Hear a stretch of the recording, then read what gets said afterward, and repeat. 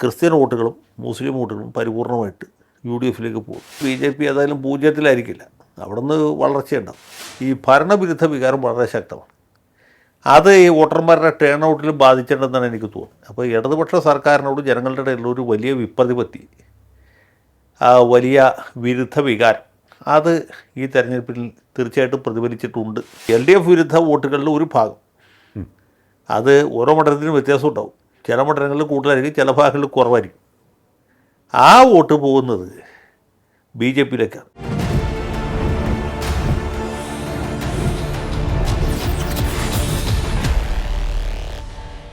നമസ്കാരം. Talking point with advocate A. ജയശങ്കറിലേക്ക് സ്വാഗതം.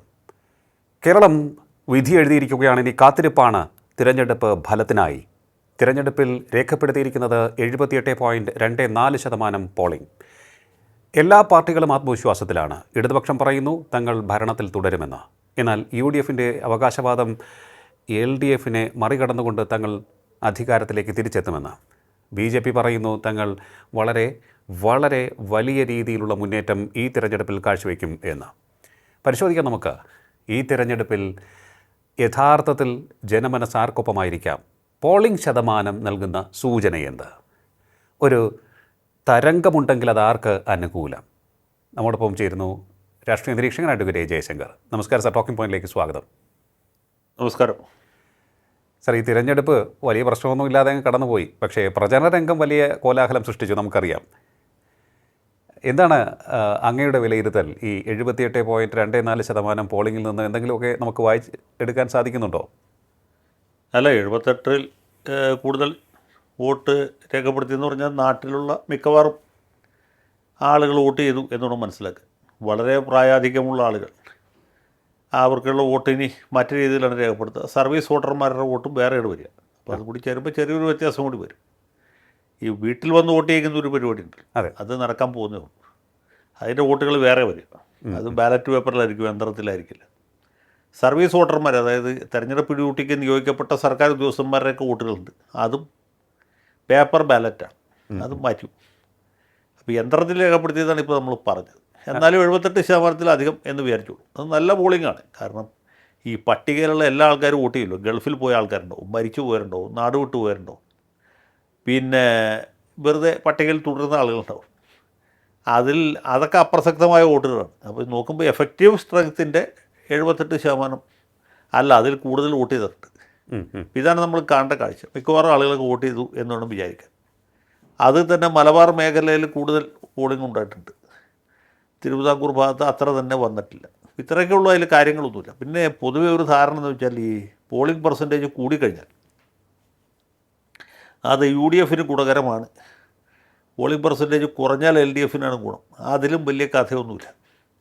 Polling percentage വല്ലാതെ കുറഞ്ഞു കഴിഞ്ഞാൽ LDFിന് ഗുണമാണ്. 50% താഴെ പോയി കഴിഞ്ഞാൽ, താഴേക്ക് പോകുന്നതോറും LDFിന് ഗുണമാണ്. അല്ലാതെ കണ്ട് 60% അല്ലെങ്കിൽ 65%-ലേക്കൊന്നും വരുന്നതുകൊണ്ട് വലിയ വ്യത്യാസം വരത്തില്ല. 80%-ൽ 85% ആയാലും UDFിന് അതുകൊണ്ട് മാത്രം പ്രത്യേകിച്ച് ഗുണമൊന്നുമില്ല. പക്ഷേ ഇത്തവണത്തെ ഒരു വ്യത്യാസം എന്ന് വെച്ചാൽ ഈ ഭരണവിരുദ്ധ വികാരം വളരെ ശക്തമാണ്.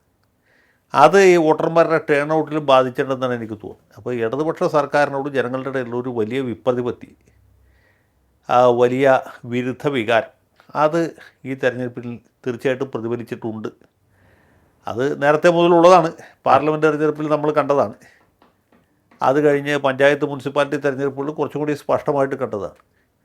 അതിൻ്റെ ഒരു തനിയാവർത്തനമാണ് ഈ അസംബ്ലി തെരഞ്ഞെടുപ്പിൽ ഉണ്ടാകാൻ പോകുന്നത്.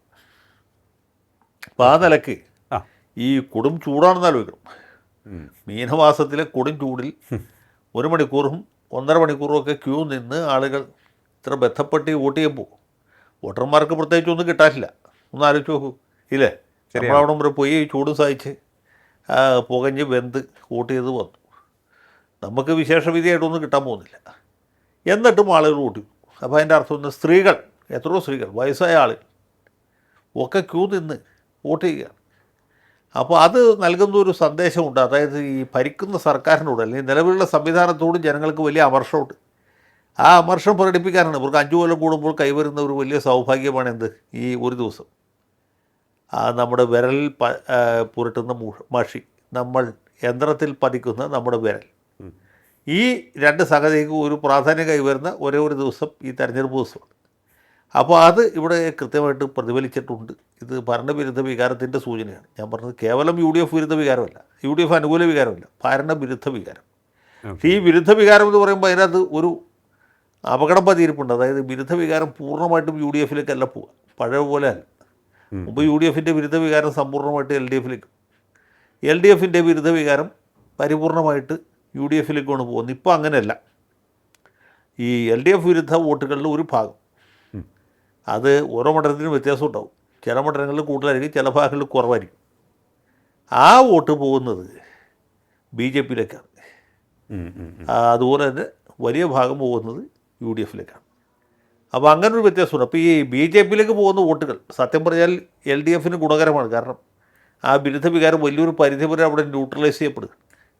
BJP സാമാന്യമായിട്ട് വോട്ട് പിടിക്കുന്ന മണ്ഡലത്തിലാണെങ്കിൽ ഒരു ത്രികോണ മത്സരത്തിൻ്റെ സൗകര്യം കൂടി LDFന് കിട്ടും.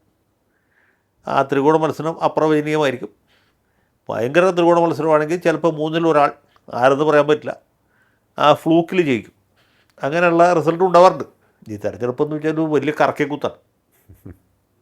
അപ്പോൾ അങ്ങനെ ഒരു സംഗതി ഉള്ളതുകൊണ്ട് LDFന് ഒരു വിധത്തിൽ ഗുണകരമാണ് ഈ വിപരീത വോട്ടുകൾ ഭിന്നിച്ചു പോകും എന്നുള്ളത്. അതുപോലെ തന്നെ പ്രധാനപ്പെട്ട മറ്റൊരു കാര്യമാണ് ഈ UDFൻ്റെ സ്ഥാനാർത്ഥി നിർണയത്തിൽ വന്നിട്ടുള്ള പരിമിതികൾ, പരാധീനത. ആ ജയിക്കാവുന്ന സീറ്റിൽ പലയിടത്തും തോൽക്കാവുന്ന സ്ഥാനാർത്ഥികളാണ് നിർത്തിയിട്ടുള്ളത്. ഏറ്റവും നല്ല ആളുകളെ ഫീൽഡ് ചെയ്തിട്ടില്ല. ചെറുപ്പക്കാരെ, സ്ത്രീകളെ, ഓരോ മണ്ഡലത്തിൻ്റെയും പല സവിശേഷതകളുണ്ട്. സാമൂഹികവും സാമുദായികവും രാഷ്ട്രീയവും ആയിട്ടുള്ള സവിശേഷതകൾ പരിഗണിച്ച് ഊർജ്ജസ്വലരായ സ്ഥാനാർത്ഥികളെ രംഗത്തിറക്കും. അത് ചെയ്തിട്ടില്ല. അപ്പോൾ അതുകൊണ്ട് തന്നെ ഇങ്ങനെയുള്ള സ്ഥാനാർത്ഥികൾ ഒന്നൊറ്റയ്ക്കാണെങ്കിൽ കുഴപ്പമില്ല, വലിയൊരു തരംഗത്തിൽ അവരും കൂടി പാസ്സായി പോകും എന്നാണ് നമ്മുടെ അനുഭവം. നേരെ മറിച്ച് ഇതുപോലുള്ള സ്ഥാനാർത്ഥികൾ രണ്ടോ മൂന്നൊക്കെ വരുമ്പോൾ ആളുകളെ വീർപ്പിക്കും. ആ സ്ഥാനാർത്ഥിക്ക് ഒരു വോട്ടുണ്ട്, അത് വളരെ പ്രധാനപ്പെട്ട ഒരു ഘടകമാണ്. ഇപ്പോൾ നിങ്ങളുടെ തിരുവനന്തപുരം ജില്ല തന്നെ നോക്കിയാൽ മതി.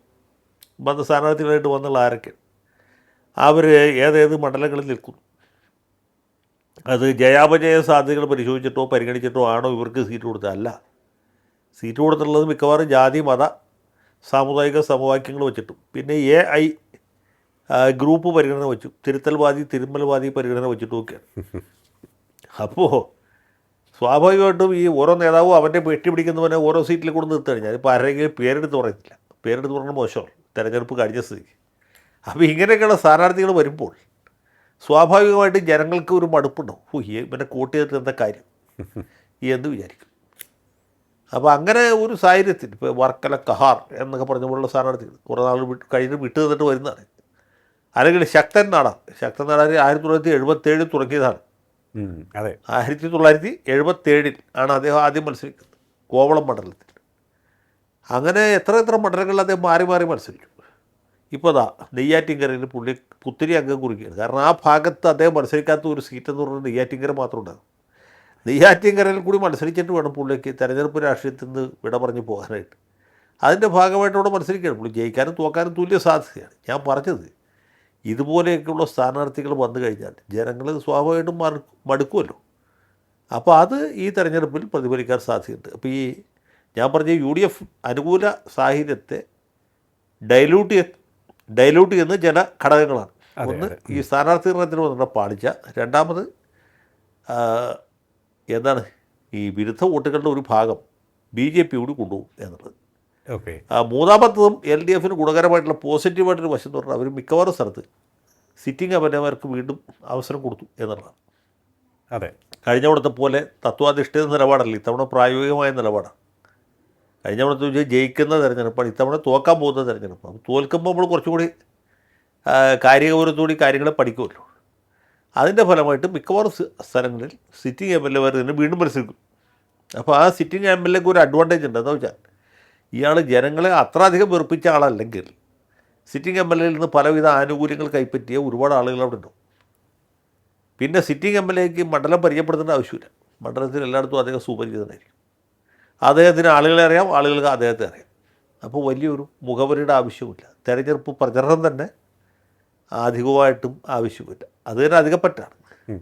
അപ്പോൾ അങ്ങനെ പല സൗകര്യങ്ങളും സിറ്റിംഗ് MLAക്ക് ഉണ്ട്. അപ്പോൾ ആ ഒരു അഡ്വാൻറ്റേജ് മുതലെടുക്കാൻ വേണ്ടിയിട്ടാണ് എന്ന് വെച്ചാൽ ഈ സിറ്റിംഗ് എം എൽ എമാരെ എല്ലാവരും ജയിക്കുന്നില്ല അതിൻ്റെ അർത്ഥം. അതിലും കുറേ പേര് തോറ്റു പോകും. എന്നാലും ആ ഒരു പുതുമുഖം നിന്ന് തോക്കുന്നതിനേക്കാളും അത് കുറച്ചുകൂടി സൗകര്യം ഫൈറ്റ് ചെയ്ത് ജയിക്കാൻ സിറ്റിംഗ് എം എൽ എക്കാണ്. അപ്പോൾ ആ ഒരു ഘടകം കൂടി അവർ പരിഗണിച്ചിട്ടുണ്ട്. അപ്പോൾ ഇങ്ങനെയൊക്കെയുള്ള ചില സംഗതികളേ ഉള്ളൂ. എന്നാൽ പോലും യു ഡി എഫിന് അനുകൂലമായ ഒരു രാഷ്ട്രീയ സാഹചര്യം കേരളത്തിൽ അങ്ങോളം ഇങ്ങോളം ഉണ്ട്. അത് കാസർഗോഡ് ജില്ലയിലോട്ട് തിരുവനന്തപുരം ജില്ല വരെ ഉണ്ട്. ന്യൂനപക്ഷങ്ങൾ കൂടുതലായുള്ള മേഖലകളിലൊക്കെ തന്നെ വോട്ടിംഗ് ശതമാനം കൂടിയിട്ടുണ്ട്. മുസ്ലിം ന്യൂനപക്ഷ മേഖലയാണെങ്കിൽ തന്നെയും ക്രിസ്ത്യാനികൾ കൂടുതലുള്ള മേഖലകളാണെങ്കിൽ തന്നെയും അവിടെയൊക്കെ തന്നെ വോട്ടിംഗ് ശതമാനം കൂടിയിട്ടുണ്ട്. അത് ആയിരിക്കുമോ ഇപ്പോൾ ഇന്നും വി.ഡി. സതീശൻ പറഞ്ഞിരിക്കുകയാണ്, താൻ വെറുതെ പറഞ്ഞതല്ല 100+ എന്ന സീറ്റുകളുടെ എണ്ണം, അത് കൃത്യമായ കണക്കുകളുടെ അടിസ്ഥാനത്തിലാണ് പറഞ്ഞിരിക്കുന്നത് എന്നും വളരെ കോൺഫിഡൻ്റ് ആയിട്ടാണ് അദ്ദേഹം പറഞ്ഞിരിക്കുന്നത്. അല്ല, ഒരു നേതാവിനും കോൺഫിഡൻ്റ് ആയിട്ടല്ല അത് സംസാരിക്കാൻ പറ്റില്ല. ഏത് പാർട്ടിയുടെ നേതാവായിക്കോട്ടെ കോൺഫിഡൻസിന് യാതൊരു കുറവുണ്ടാവില്ല. കോൺഫിഡൻസ് കുറഞ്ഞാൽ പിന്നെ രാഷ്ട്രീയത്തിൽ നിൽക്കാൻ പറ്റില്ല. സതീശനെ സംബന്ധിച്ചുള്ള ഒരു കാര്യം കൃത്യമാണ്, പുള്ളി ഈ തെരഞ്ഞെടുപ്പ് സാഹചര്യങ്ങൾ വിശകലനം ചെയ്യുന്നതിൽ വളരെ കൃത്യമാണ്. എനിക്ക് പലപ്പോഴും സ്വകാര്യ സംഭാഷണങ്ങളൊക്കെ തോന്നിയിട്ടുണ്ട്. ഇപ്പോൾ തെരഞ്ഞെടുപ്പ് കഴിയുമ്പോൾ അദ്ദേഹം പറയും, ഇന്നിന്ന മണ്ഡലങ്ങളിൽ ഞങ്ങൾക്ക് മേൽക്കൈ കിട്ടും, ഇന്നിന്ന സ്ഥലത്ത് നമ്മൾ പുറകിൽ പോകും. ഇപ്പോൾ കഴിഞ്ഞ 5 കൊല്ലം മുമ്പ് ഇതുപോലെ തെരഞ്ഞെടുപ്പ് നടക്കുമ്പോൾ ഇവിടെ എറണാകുളം ജില്ലയിലെ ഒരു വലിയ ചർച്ചാ വിഷയം 2020 ആയിരുന്നു. ഈ 2020 ഉണ്ടാക്കാൻ പോകുന്ന ഇമ്പാക്റ്റിനെ കുറിച്ച് ഞങ്ങൾ കണ്ടപ്പോൾ ഒരു സ്ഥലത്ത് വെച്ചിട്ട് ഒരു 5 മിനിറ്റ് സംസാരിച്ചപ്പോൾ പുള്ളി പറഞ്ഞ 2020യുടെ സാന്നിധ്യം പെരുമ്പാവൂരും അതുപോലെ കോതമംഗലത്തും കുന്നത്തുനാടും ഞങ്ങൾക്ക് ദോഷം ചെയ്യും. അതേസമയത്ത് ഇവരുടെ സ്ഥാനാർത്ഥി മത്സരിക്കുന്നത് ഇവിടെ മൂവാറ്റുപുഴയിൽ ഞങ്ങൾക്ക് ഗുണകരമാകും എന്ന്. അത് വളരെ കൃത്യമായിരുന്നു. പെരുമ്പാവൂര് UDF സ്ഥാനാർത്ഥി കഷ്ടിച്ചാണ് ജയിച്ചത്, 2010 വോട്ടിനാണ് ജയിച്ചത്. മറ്റേ 2 സ്ഥലത്തും ഇപ്പോൾ 2020 പിടിച്ച വോട്ട് കോതമംഗലത്ത് UDFന് തോൽപ്പിച്ചു, അതുപോലെ തന്നെ കുന്നത്തുനാട് തോൽപ്പിച്ചു.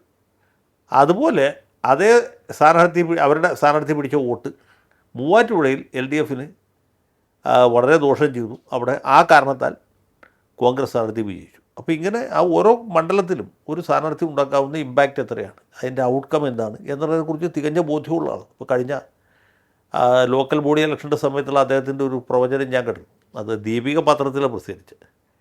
അത് വളരെ കൃത്യമായിരുന്നു. അദ്ദേഹം പറഞ്ഞു, ഇന്നിന്ന ജില്ലകളിൽ ഞങ്ങൾക്ക് ഭൂരിപക്ഷം കിട്ടും, ജില്ലാ പഞ്ചായത്ത് ഞങ്ങൾക്ക് കിട്ടും, 4 കോർപ്പറേഷനുകളിൽ ഞങ്ങൾ ജയിക്കും. ആ കോർപ്പറേഷൻ പുള്ളി പേരെടുത്ത് പറഞ്ഞു, കൊല്ലം കോർപ്പറേഷൻ, കൊച്ചി കോർപ്പറേഷൻ, അതുപോലെ നമ്മുടെ കണ്ണൂർ കോർപ്പറേഷൻ, തൃശ്ശൂർ കോർപ്പറേഷൻ. കൃത്യമായിരുന്നു, വളരെ കൃത്യമായിട്ടുള്ള ആ പ്രവചനമായിരുന്നു. അദ്ദേഹം എടുത്തു പറയാൻ 2 കോർപ്പറേഷനുകൾ കൈവിട്ടു പോയി, ഒന്ന് കോഴിക്കോടും മറ്റത് തിരുവനന്തപുരം. അതുപോലെ പഞ്ചായത്തുകളിൽ ഭൂരിപക്ഷം ഞങ്ങൾക്കായിരിക്കും. 7 ജില്ലാ പഞ്ചായത്തുകൾ പേരെടുത്ത് പറഞ്ഞു, ഇന്ന പഞ്ചായത്തുകളിൽ ഞങ്ങൾക്ക് ഭൂരിപക്ഷം കിട്ടും. വളരെ കൃത്യമായിരുന്നു. അപ്പോൾ ഞാൻ പറഞ്ഞ സതീശൻ ഈ വക കാര്യങ്ങളൊക്കെ സ്മെല്ല് ചെയ്യാനുള്ള പ്രത്യേകമായ കഴിവുണ്ട്. അദ്ദേഹം വെറും വിടുവാക്ക് പറഞ്ഞാൽ ഞാൻ വിചാരിക്കുന്നില്ല. ഇനിയിപ്പോൾ സതീശൻ പറഞ്ഞില്ലെങ്കിൽ പോലും ആ 100 സീറ്റ് കുറച്ച് എക്സാജറേഷൻ ആണ് എന്ന് വേണമെങ്കിൽ ഇപ്പോൾ പറയാം. കാരണം എന്ന് വെച്ചാൽ തെരഞ്ഞെടുപ്പ് പ്രഖ്യാപിക്കുന്ന സമയത്ത് ഞാൻ തന്നെ പറഞ്ഞുള്ളൂ 90 തൊട്ട് 110 വരെ സീറ്റുകൾ കിട്ടാൻ സാധ്യതയുണ്ട്. 110 സീറ്റ് വരെ കിട്ടാവുന്ന ഒരു ഭരണവിരുദ്ധ വികാരം ഇവിടെയുണ്ട്. ആ 110 എന്ന് പറയുമ്പോൾ മുഴുവൻ കോൺഗ്രസിനല്ല, അത് ചിലപ്പോൾ 2, 3, 4 BJP കൂടി കിട്ടും. കാരണം വിപരീത വികാരമായതുകൊണ്ട് ഇവർക്ക് മാത്രമല്ലല്ലോ, വേറെ അവകാശികളുണ്ട്. അത് കഴിച്ചാൽ ഒരു 100 സീറ്റ് നിരാക്ഷേപമായിട്ട് ജയിക്കാവുന്ന സാഹചര്യം അപ്പോഴും ഉണ്ടായിരുന്നു. ഇപ്പോഴും ഉണ്ടോ എന്നുള്ളത് തർക്ക വിഷയമാണ്. കാരണം ഈ സ്ഥാനാർത്ഥി നിർണ്ണയത്തിൽ വന്നിട്ടുള്ള പാളിച്ച്, അതിൽ വന്നിട്ടുള്ള പോരായ്മ, അതാണ് UDFനെ തുറച്ചു നോക്കുന്ന ഒരേ ഒരു പ്രശ്നം. ഇനിയിപ്പോൾ എത്ര പൊട്ട സ്ഥാനാർത്ഥികളാണെങ്കിലും വലിയ തരംഗമാണ്, വലിയ രാഷ്ട്രീയ സുനാമിയാണ് ഉണ്ടാകുന്നതെങ്കിൽ അവരൊക്കെ പാസ്സായി. ഒരു കാരണവശാലും ജയിക്കാൻ സാധ്യതയില്ലാത്ത ആളുകൾ, ഒരു കാരണവശാലും ജയിക്കാൻ പാടില്ലാത്ത ആളുകൾ, അങ്ങനെ ഉണ്ടാവുമല്ലോ കുറേ. അതെ, അവർ വരെ ജയിക്കും. അപ്പോൾ അത് പിന്നെ ജനങ്ങൾക്കൊരു നിതാന്ത ബാധ്യതയായിട്ട് മാറും. PC ജോർജും ഷോൺ ജോർജും ഇന്ന് സഭയ്ക്കെതിരെ വളരെ ശക്തമായി ആഞ്ഞടിച്ചിരിക്കുകയാണ്. എനിക്കൊന്ന് ഈ ഏതെങ്കിലും തരത്തിലുള്ള സൂചന അവർക്ക് കിട്ടിക്കാണും. ക്രിസ്ത്യൻ സഭകളൊക്കെ തന്നെ UDFന് അനുകൂലമായി വോട്ട് ചെയ്യാൻ ആഹ്വാനം ചെയ്തിട്ടുണ്ടാകുമോ, അല്ലെങ്കിൽ UDFന് അനുകൂലമായി ഒരു നിലപാട് സ്വീകരിച്ചിട്ടുണ്ടാകുമോ എന്ന ഒരു സൂചനയുടെ അടിസ്ഥാനത്തിലായിരിക്കുമെന്ന് തോന്നുന്നു അല്ലേ? ഇത്തരത്തിലൊരു തുറന്ന ഒരു പോരാണ് ഇന്ന് നമുക്ക് കാണാൻ കഴിഞ്ഞത്. അത് വളരെ കൃത്യമാണ്. ഈ ഫീൽഡിൽ നിൽക്കുന്ന ആളുകൾക്ക് അറിയാമല്ലോ വോട്ട് എവിടെ നിന്ന് എങ്ങോട്ടാണ് വരുന്നത്, എങ്ങോട്ടാണ് പോകുന്നത് എന്നുള്ളത്. അപ്പോൾ അതിൽ 2 കാര്യമുണ്ട്. ലിയോ നേരത്തെ ചോദിച്ച ചോദ്യത്തിൻ്റെ ഉത്തരത്തിൻ്റെ ബാക്കി എന്താ വെച്ചാൽ, ഈ നേരത്തെ പറഞ്ഞതിന് ഉപരിയായിട്ട് ഈ ന്യൂനപക്ഷ വോട്ടുകളുടെ വലിയ കേന്ദ്രീകരണം കഴിഞ്ഞ പാർലമെൻറ്റ് തിരഞ്ഞെടുപ്പിൽ നമ്മൾ കണ്ടിരുന്നു. പ്രത്യേകിച്ച് മുസ്ലിം ന്യൂനപക്ഷത്തിൻ്റെ വോട്ടുകൾ ഗണ്യമായ രീതിയിൽ ഏതാണ്ട് 99% UDF കേന്ദ്രീകരിക്കുന്നത് നമ്മൾ കിട്ടും. അത് കേന്ദ്രത്തിൽ BJPയുടെ ഭരണം വരാതിരിക്കാൻ വേണ്ടി അവർ ചെയ്തതായിരുന്നു. പക്ഷേ ലോക്കൽ ബോഡി ഇലക്ഷനിൽ ഇത് ആവർത്തിക്കുന്നു എന്ന് മാത്രമല്ല, ക്രിസ്ത്യൻ ന്യൂനപക്ഷത്തിൻ്റെ വോട്ടും ആ ഭാഗത്തേക്ക് തന്നെ പോകും. അതിൻ്റെ ഒരു തനിയാവർത്തനമാണ് ഈ അസംബ്ലി തെരഞ്ഞെടുപ്പിൽ ഉണ്ടാകാൻ സാധ്യതയുള്ളത്. ക്രിസ്ത്യൻ വോട്ടുകളും മുസ്ലിം വോട്ടുകളും പരിപൂർണമായിട്ട് UDF പോകും. അതുകൊണ്ട് തന്നെ ഈ മധ്യകേരളം എന്ന് പറഞ്ഞ സ്ഥലത്ത്, അതുപോലെ മലബാർ ഭാഗത്തും ഈ വോട്ടുകളുടെ വലിയൊരു കേന്ദ്രീകരണമുണ്ട്. അത് UDF ഗുണകരമാകും. തൽക്കാലം തെരഞ്ഞെടുപ്പ് ജയിക്കാൻ അത് ഗുണകരമായിരിക്കും. ജയിച്ചതിന് ശേഷം അത് വലിയ ബാധ്യതയായിട്ട് മാറും. കാരണം ഈ ഓരോ മെത്രാനും ഓരോ വൈദികനും ഓരോ സഭാ വിഭാഗവും തെരഞ്ഞെടുപ്പ് ജയിപ്പിച്ച ഞങ്ങളാണ് എന്ന് പറഞ്ഞ് ഇവരോട്ട് വിലപേശുകയും പിന്നെ പലതരത്തിലുള്ള അസ്വാഭാവികമായിട്ടുള്ള അല്ലെങ്കിൽ അസന്തുഷ്ടികരമായിട്ടുള്ള തീരുമാനങ്ങളിലേക്കൊക്കെ പോകും. അത് വേറെ പ്രശ്നമാണ്. ഞാൻ പറയും ഇപ്പോഴത്തെ സംഗതി എന്ന് വെച്ചാൽ മുസ്ലിം വോട്ടുകൾ പരിപൂർണമായിട്ടും UDF കൂടെയാണ്. അല്ലെങ്കിൽ ചിലപ്പോൾ ചില മണ്ഡലങ്ങളിൽ BJP തോൽപ്പിക്കാൻ വേണ്ടിയിട്ട് ഇവർ വോട്ട് മാറ്റി ചെയ്യുന്ന സാഹചര്യം കേട്ടോ. അത് അങ്ങനെയുള്ള മണ്ഡലങ്ങളിൽ വോട്ട് കിട്ടും. അല്ലാത്ത സ്ഥലത്തൊക്കെ മുസ്ലിം വോട്ട് സാധാരണ നോർമൽ ടെമ്പറേച്ചർ പ്രഷറിൽ മുസ്ലിം വോട്ടുകളുടെ വലിയ കേന്ദ്രീകരണം UDF അനുകൂലമായിട്ടുള്ളൂ, LDF എതിരായിട്ടും ഉണ്ടാകും. ക്രിസ്ത്യൻ വോട്ടുകളെ സംബന്ധിച്ചുള്ള ഏറെക്കുറെ ഇത് തന്നെയാണ് സ്ഥിതി. അവിടെ BJP ഒരു വലിയ ഫാക്ടറല്ല. പക്ഷേ ഭരണം മാറാൻ പോകുന്നു. ഇനി വരാൻ പോകുന്ന കോൺഗ്രസിൻ്റെ മിനിസ്ട്രിയാണ്. അവരുമായിട്ട് ചേർന്ന് തന്നെ നമുക്ക് ഗുണമുള്ളൂ എന്നറിയാവുന്നുണ്ട്. നേരത്തെ LDF അല്ലെങ്കിൽ BJP പോയ വോട്ടുകൾ തിരിച്ച് കോൺഗ്രസിലേക്കും UDF വരുന്നു എന്നുള്ളതാണ് നമ്മൾ കാണാൻ പോകുന്നത്. ഓക്കെ, ഈ ന്യൂനപക്ഷ വോട്ടുകളുടെ കേന്ദ്രീകരണം UDF അനുകൂലമായി ഉണ്ടാവുകയാണെങ്കിൽ അത് നമുക്ക് അതിൻ്റെ ഒരു സൂചന കിട്ടിയിരുന്നു. എനിക്ക് തോന്നുന്നു ഈ BJP ജയസാധ്യതയുള്ള മണ്ഡലങ്ങളിലൊക്കെ ഇനിയിപ്പോൾ ഭൂരിപക്ഷ സമുദായങ്ങൾ കേന്ദ്രീകരിച്ച് അവർക്ക് അനുകൂലമായി വോട്ട് ചെയ്തിട്ടുണ്ടാകുമോ എന്താണ് അക്കാര്യത്തിൽ അങ്ങയുടെ ഒരു നിഗമനം? അല്ല, അതിലെ ഒരു ഘടകം എന്ന് വെച്ചാൽ BJP വോട്ട് ചെയ്യാനായിട്ട് ആളുകൾക്ക് ഇപ്പോൾ പഴയ പോലെ അറപ്പോ വെറുപ്പൊന്നുമില്ല. നായർ സമുദായം ഏതാണ്ട് നല്ലൊരു ഭാഗം BJP ആയി കഴിഞ്ഞു. അതിൽ പ്രത്യക്ഷത്തിൽ BJP നടക്കുന്നവരുണ്ട്, അല്ല പ്രച്ഛന്ന BJPക്കാരുമുണ്ട്. അവരൊരു അനുകൂല സാഹചര്യം വരികയാണെങ്കിൽ BJP കൂട്ടി. ഈഴവ സമുദായക്കാർക്ക് നേരത്തെ BJP കൂട്ടിയാൻ വലിയ ബുദ്ധിമുട്ടാണ്. ആ വിഭാഗത്തെയും ഈ VDJS രൂപീകരിച്ചതിന് ശേഷം അവരുടെ ആ ഒരു മനപ്രയാസം മാറി എന്നുള്ളതാണ്. അതിപ്പോൾ മുമ്പത്തെ തെരഞ്ഞെടുപ്പിലൊക്കെ ആ മധ്യകേരളത്തിലെ പല മണ്ഡലങ്ങളും പരിശോധിച്ചാൽ നമുക്ക് മനസ്സിലാവും. ഏറ്റുമാനൂർ തൊട്ട് ഏതാണ്ട് മണലൂർ വരെയുള്ള മണ്ഡലങ്ങളുടെ റിസൾട്ട് പരിശോധിച്ചാൽ ഈ BJPയുടെ അല്ലെങ്കിൽ BDJS വോട്ട് ഗണ്യമായിട്ട് കൂടിയതായിട്ട്, എവിടെയൊക്കെ ഈ വോട്ട് കൂടിയോ അവിടെയൊക്കെ കോൺഗ്രസ് തോറ്റായിട്ട് നമുക്ക് കാണാൻ കഴിയും. അങ്ങനെ കോൺഗ്രസിനെ തകർത്ത്. അപ്പോൾ ഇത്തവണയും ആ ഒരു പ്രതിഭാസം ആവർത്തിക്കാൻ സാധ്യതയുണ്ട്. കോൺഗ്രസ് തോക്കുക എന്നുള്ള അർത്ഥത്തിലല്ല, അവരുടെ വോട്ട് ഷെയർ വർദ്ധിക്കുക എന്ന രീതിയിൽ അങ്ങനെ ഒരു വിഷയമുണ്ട്. പിന്നെ മറ്റ് ഹിന്ദു സമുദായങ്ങൾക്കിടയിലും BJPയുടെ സ്വാധീനം നാൾക്ക് നാൾ വർദ്ധിച്ചുകൊണ്ടിരിക്കുകയാണ്. അപ്പോൾ ഇത്രയൊക്കെ ശരിയാണ്. എന്ത് വച്ച് BJPക്ക് സീറ്റുകൾ കിട്ടിക്കൊള്ളണം എന്നില്ല. BJPക്ക് സീറ്റ് കിട്ടണമെങ്കിൽ എന്തുകൊണ്ടെന്ന് വെച്ചാൽ ഒന്നുകിൽ വലിയ ത്രികോണ മത്സരമായിരിക്കും. ആര് ജയിക്കുമെന്ന് ആർക്കും പ്രവചിക്കാൻ പറ്റാത്ത രീതിയിലുള്ള വലിയ ത്രികോണ മത്സരം നടക്കുകയും അതിൽ മൂന്നിലൊരു സ്ഥാനാർത്ഥി ജയിച്ചാലേ പറ്റുള്ളൂ. ആ കൂട്ടത്തിൽ ഈ BJPയുടെ സ്ഥാനാർത്ഥി ജയിക്കുകയുമാണ് ഒരു സാധ്യത. രണ്ടാമത്തത് ഈ BJPക്ക് വോട്ട് ചെയ്യാൻ ആളുകളുടെ അറപ്പ് മാറി എന്നതുകൊണ്ട് BJPക്ക് മേൽക്കൈ ഉള്ള മണ്ഡലങ്ങൾ, ഇപ്പം നമ്മൾ പറഞ്ഞ നേമം മണ്ഡലം അല്ലെങ്കിൽ മഞ്ചേശ്വരം പോലുള്ള മണ്ഡലങ്ങളിൽ അവർ BJP ജയിപ്പിക്കാൻ വേണ്ടിയിട്ടാകാം, അല്ലെങ്കിൽ തൊട്ടടുത്ത എതിർ സ്ഥാനത്ത് തോൽപ്പിക്കാൻ വേണ്ടിയിട്ടാകാം. അങ്ങനെ സംഭവിക്കും. അവിടെ മത്സരിക്കുന്ന മറ്റയാളെ തോൽപ്പിക്കാൻ വേണ്ടിയിട്ട് ആളുകൾ സംഘടിച്ച് വോട്ട് ചെയ്യുക. അപ്പോൾ ഇങ്ങനെയൊക്കെയുള്ള പല പെർമ്യൂട്ടേഷൻ കോമ്പിനേഷൻ ഇതിൻ്റെ അകത്ത് നടക്കുന്നുണ്ട് എന്ന് മാത്രം വിചാരിച്ചാൽ മതി. അല്ല സാർ, ഈ BJPയുടെ സ്കോർ ബോർഡിൽ ഇപ്രാവശ്യം ബ്ലാങ്ക് ആയിരിക്കില്ല, 0 ആയിരിക്കില്ല എന്ന് ആണ് ഒട്ടുമിക്ക ആൾക്കാരും പറയുന്നത്. അങ്ങും അതിനോട് യോജിക്കുന്നുണ്ടല്ലോ അല്ലേ? ഞാനും അതിനോട് യോജിക്കുന്നു. BJP ഏതായാലും 0-ലായിരിക്കില്ല. അവിടെ നിന്ന് വളർച്ചയുണ്ടാവും. 2-3 സീറ്റുകൾ, ഒരുപക്ഷെ 4-5 സീറ്റുകൾ വരെ പോയേക്കാം. അത് പല സാഹചര്യങ്ങളെ ആശ്രയിച്ചാണ് ഇരിക്കുന്നത്. അതായത് നമ്മളൊക്കെ പറഞ്ഞിട്ടുണ്ട്, അങ്ങും സൂചിപ്പിച്ചു ചാത്തന്നൂരിനെ കുറിച്ച്. അവിടെ വളരെ സൈലൻ്റ് ആയിട്ടായിരുന്നു. ഈ നമ്മുടെ മാധ്യമങ്ങളൊന്നും തന്നെ ചാത്തന്നൂരിൻ്റെ സാധ്യതകളെക്കുറിച്ച് പറഞ്ഞിരുന്നില്ല. പക്ഷേ പ്രാദേശികമായി, അതായത് കൊല്ലത്ത് അത് വളരെ വലിയ രീതിയിൽ ചർച്ചയായിട്ടുണ്ട്. അവിടുത്തെ BJPക്കാർ ചോദിക്കുകയും ചെയ്തു എന്ന്. അതായത് ഈ ചാത്തന്നൂരിൻ്റെ സാധ്യതയെക്കുറിച്ച് എന്താണ് നമ്മുടെ നാട്ടിലെ മാധ്യമങ്ങൾ ചർച്ച ചെയ്യാത്തത് എന്ന് പോലും അവർ ചോദിച്ചു എന്ന്. കാരണം അവിടെ അത്രയേറെ ശക്തമായൊരു വളർച്ച നേടുവാൻ ചാത്തന്നൂർ മണ്ഡലത്തിൽ BJPക്ക് സാധിച്ചു എന്നാണ് വിലയിരുത്തപ്പെടുന്നത്. അത് എന്തുകൊണ്ട് ചർച്ച ചെയ്യില്ല വെച്ചാൽ ഒരു ഹൈ പ്രൊഫൈൽ മണ്ഡലമല്ല, അതുകൊണ്ടാണ്. അതെ അതെ. ബി ജെ പിയുടെ ഒരു ശക്തനായ നേതാവ് അവിടെ വന്ന് അംഗം കുറിക്കുകയായിരുന്നെങ്കിൽ അവിടേക്ക് വലിയ മാധ്യമ ശ്രദ്ധ വന്നേനെ. സത്യത്തിൽ ഇങ്ങനെ ലോ പ്രൊഫൈൽ പോകുന്നതാണ് ബി ജെ പിക്ക് കുറച്ചുകൂടി ഗുണകരം. വേറെയും ചില മണ്ഡലങ്ങളുണ്ട്, ഞാനിത് കഴിഞ്ഞിട്ട് പറയാം. ഇപ്പോൾ ചാത്തന്നൂർ മണ്ഡലത്തിൽ ബി ജെ പി ഒരു വലിയ കുതിച്ചുകയറ്റം നടത്തി എങ്ങനെ വെച്ചാൽ അവിടെ സാമുദായികമായിട്ടുള്ള വേറെ ചില പ്രശ്നങ്ങളുണ്ടായിരുന്നു. അതുകൊണ്ടാണ് അത് പുറമേക്കത്ര തന്നെയും പ്രകടമായിരുന്നില്ലെങ്കിൽ പോലും ഒരു പ്രത്യേക തരത്തിലുള്ള സാമുദായിക ധ്രുവീകരണം അവിടെ ഉണ്ടായി. അത് ഈ ചാത്തന്നൂർ മണ്ഡലത്തിൽ ബി ജെ പി സ്ഥാനാർത്ഥിയായിട്ട് മത്സരിക്കുന്ന ആൾ സ്ഥലത്തെ SNDP താലൂക്ക് യൂണിയൻ്റെ പ്രസിഡൻറ്റോ മറ്റുമാണ്. അപ്പോൾ ആ നിലയ്ക്ക് അദ്ദേഹത്തിന് മറ്റു തരത്തിലുള്ള ചില സ്വാധീനങ്ങളും ജയസാധ്യതയുണ്ട്. അപ്പോൾ അത് 2 തവണ അവിടെ തോറ്റ ആളാണ്. ഇത്തവണ അദ്ദേഹം വീണ്ടും മത്സരിക്കുന്നു. മുമ്പ് 3 തവണ അവിടെ നിന്ന് ജയിച്ച ആൾക്ക് ഇത്തവണ സീറ്റ് കൊടുത്തിട്ടില്ല, അതിന് പകരം വേറൊരു സ്ഥാനാർത്ഥി ഇറക്കിയിരിക്കണം. അപ്പം ഇങ്ങനെ കുറച്ച് അനുകൂല സാഹചര്യങ്ങൾ അവിടെ ഉണ്ട്. അല്ല അവിടെ പിന്നെ ഈ സ്ഥാനാർത്ഥിയെ സംബന്ധിച്ചുള്ള ഏറ്റവും വലിയ ഭാഗ്യം എന്ന് പറയുന്നത് ഇതൊരു ലോ പ്രൊഫൈൽ മണ്ഡലമാണെന്നുള്ളതാണ്. ഓക്കെ. അവിടെ ശക്തനായ ഒരു സ്ഥാനാർത്ഥി ഇപ്പോൾ K. സുരേന്ദ്രൻ വന്ന് മത്സരിച്ചെങ്കിൽ പെട്ടെന്ന് എല്ലാവരും ശ്രദ്ധ അവിടേക്ക് വരും. അപ്പോൾ ഈ വോട്ടിംഗ് പാറ്റേണിൽ പോലും വ്യത്യാസം വരും. ഈ സ്ഥാനാർത്ഥി തോൽപ്പിക്കാൻ വേണ്ടി ബാക്കി എല്ലാവരും കൂടി സംഘടിച്ചിട്ട് ഒരു പരോക്ഷമായ ഐക്യമുന്നണി അവിടെ ഉണ്ടാകാനുള്ള സാധ്യതയുണ്ട്. അപ്പോൾ ആ സാധ്യതയൊക്കെ അവിടെ മെറ്റീരിയലൈസ് ചെയ്തില്ല. കാരണം ഇങ്ങനെ ഒരു ഫൈറ്റ് അവിടെ ആരും പ്രതീക്ഷിക്കുന്നില്ല. ഇത് തന്നെയാണ് ആറ്റിങ്ങൽ മണ്ഡലത്തിലുള്ളത്.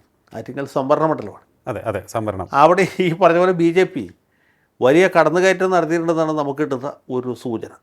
ഓക്കെ. അവർ ജയിക്കുകയാണെങ്കിൽ അതിൻ്റെ കാരണം ആറ്റിങ്ങൽ ഒരു സംവരണ മണ്ഡലമായതുകൊണ്ടും മാധ്യമങ്ങളുടെ ശ്രദ്ധ ശരിക്കും അങ്ങോട്ട് പോയില്ല എന്നുള്ളതുകൊണ്ടുമാണ്.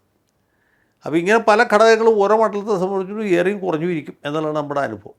സാറേ, ഈ ചാത്തന്നൂർ മണ്ഡലത്തിൻ്റെ വേറൊരു പ്രത്യേകത കൂടിയുണ്ട്. അവിടെ ഈ മുസ്ലിം വോട്ടർമാർ കുറവാണ്.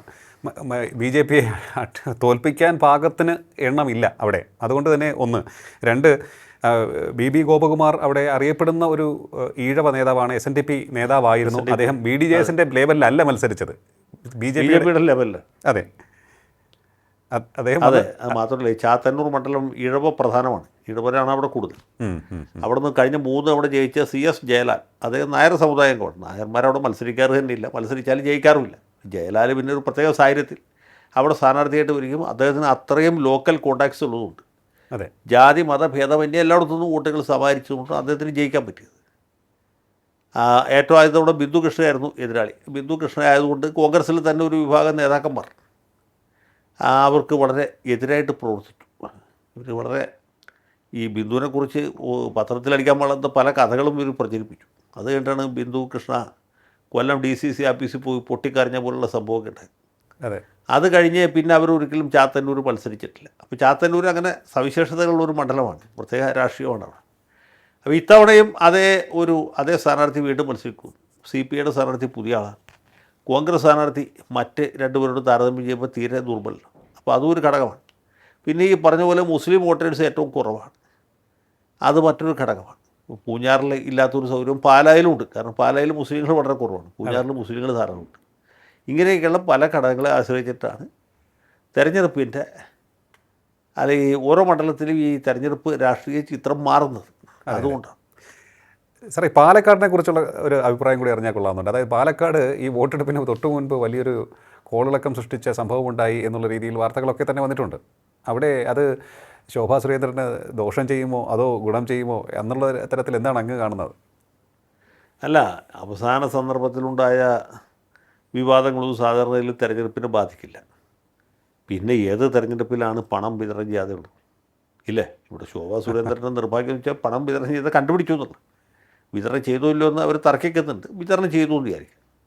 അതിലെന്താണ് ആത്യന്തികമായിട്ട് വന്നിട്ടുള്ളത്? ഒരു വോട്ടർക്ക് പൈസ കൊടുത്തു. ഒരു വോട്ടർക്കല്ലേ, ഇതുപോലെ എത്രയോ വോട്ടർമാർക്ക് എന്തൊക്കെ തരത്തിലുള്ള സഹായങ്ങൾ അറിഞ്ഞും അറിയാതെയും വഴിവിട്ട രീതിയിൽ ചെയ്യുന്നുണ്ട്.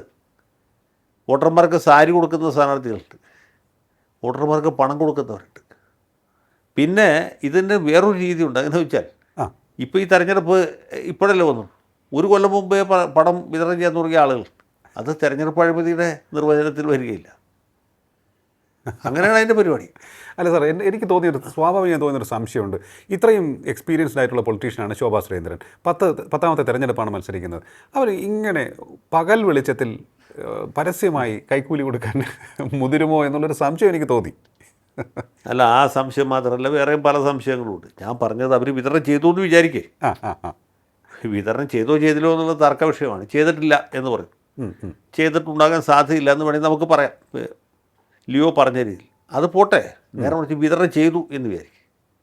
വിതരണം ചെയ്താൽ വിതരണം ചെയ്ത സ്ഥാനാർത്ഥി തന്നെ വിതരണം ചെയ്യാല്ലേ, ആളെ വെച്ച് ചെയ്യിക്കും, അല്ലെങ്കിൽ വിശ്വസ്തരായ ആളുകളെ ഏൽപ്പിക്കും, അങ്ങനെയാണ് പതിവ്.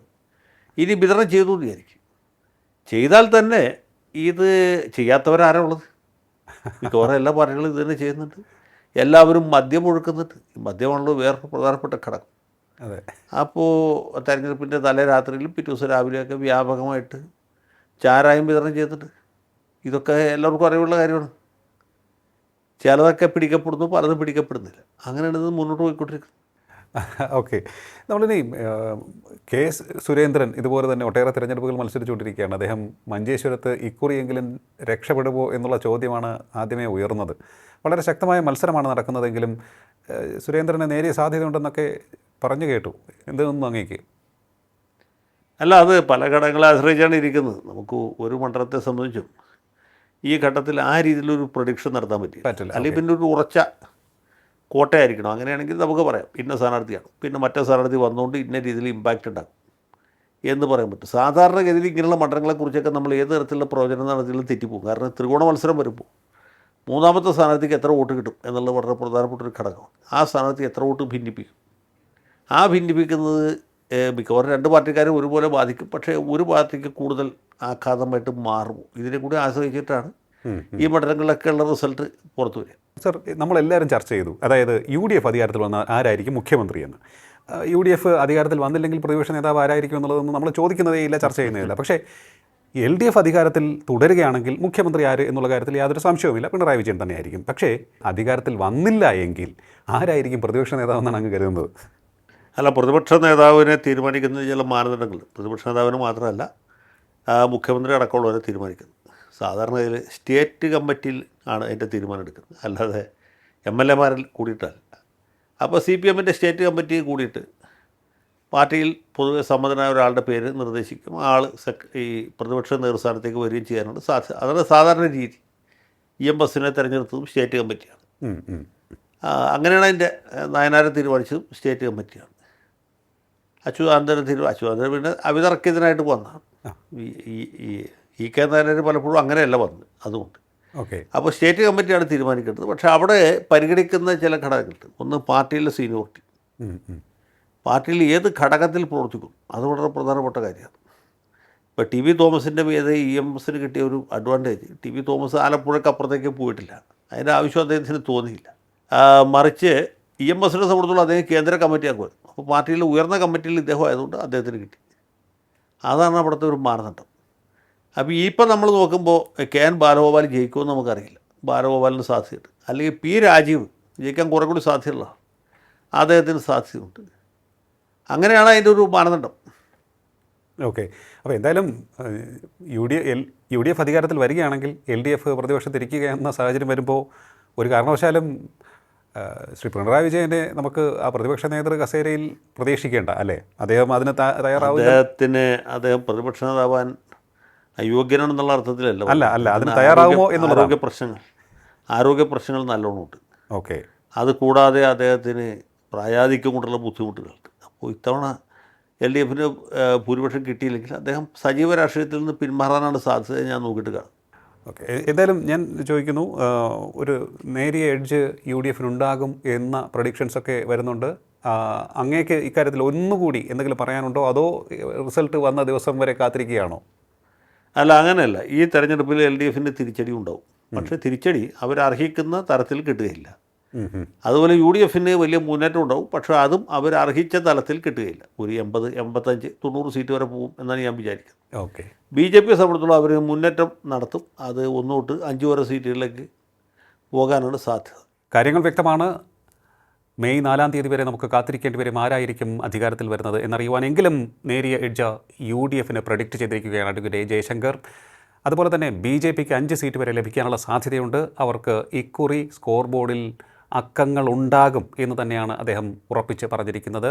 അതുപോലെ തന്നെ പലയിടങ്ങളിലും വോട്ടിംഗ് ശതമാനത്തിലെ ഏറ്റക്കുറച്ചിലുകൾ അത് വ്യക്തമായി തന്നെ ചില സൂചനകൾ നൽകുകയാണ്. ന്യൂനപക്ഷ വോട്ട് കൂടുതലായി പല മേഖലകളിലും രേഖപ്പെടുത്തിയത് അത് UDF-ന് അനുകൂലമായി തന്നെയാണ്. ഇത് മനസ്സിലാക്കി തന്നെയാണ് PC ജോർജും ഷോൺ ജോർജും ആഞ്ഞടിച്ചിരിക്കുന്നത് സഭയിലെ ചില നേതൃത്വങ്ങൾക്ക് എതിരെ എന്നുള്ളതും അദ്ദേഹം വ്യക്തമാക്കിയിരിക്കുകയാണ്. വളരെയധികം നന്ദി സർ, ഇത്രയും സമയം ടോക്കിംഗ് പോയിന്റിൽ സംസാരിച്ചത്. ടോക്കിംഗ് പോയിന്റ് വിത്ത് അഡ്വക്കേറ്റ് ജയശങ്കർ ഇവിടെ പൂർണ്ണമാകുന്നു. ഇനി അടുത്ത എപ്പിസോഡ് കാണാം നമുക്ക്. നമസ്കാരം.